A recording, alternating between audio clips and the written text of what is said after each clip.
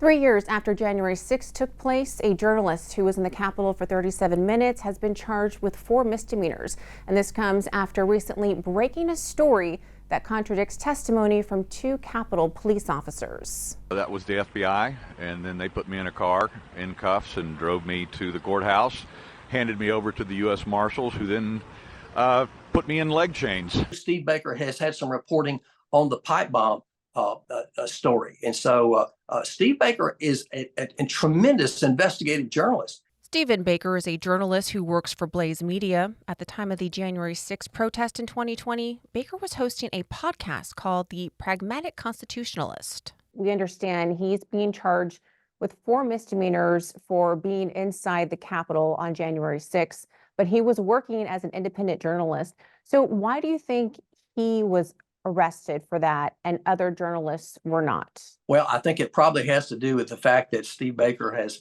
continued to work as an investigative journalist, and he's broken some really big stories in the last few months, which frankly have embarrassed the Department of Justice and run counter to the narrative. Here in video recently released by Congress, you can see exactly where Baker is located on January 6, circled in red. Here you see him with other members of the media, and here he's in the corner looking at the footage he captured. It's evident in the footage released that Baker is not an active participant in the protest. For him to be arrested and prosecuted at this late date, 3 years after the event, is absolutely shameful. According to Ed Tarpley, Baker's attorney, Baker was only one of 5 other journalists who were entrusted by former Speaker Kevin McCarthy to view available footage of January 6. And through going over that video, Baker was able to break a story which contradicts testimony from 2 Capitol police officers.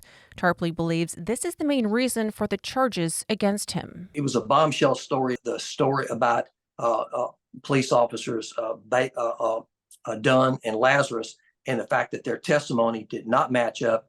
In fact, it could not have happened the way they said it happened. Congressman Jim Jordan has taken an interest in the charges against Baker. He's written a letter to District Attorney Matthew Graves asking why the Department of Justice is treating Baker, a journalist, like a criminal. I think that they are prosecuting him for the words he said, the things he spoke on his show and in other interviews.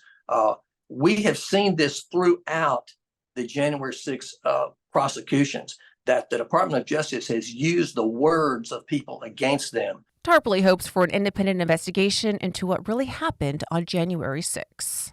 Tarpley says it's possible for the Supreme Court to overturn 1512C2 for all January 6 cases, and that hearing is expected in April. For Washington Examiner, I'm Natasha Sweet.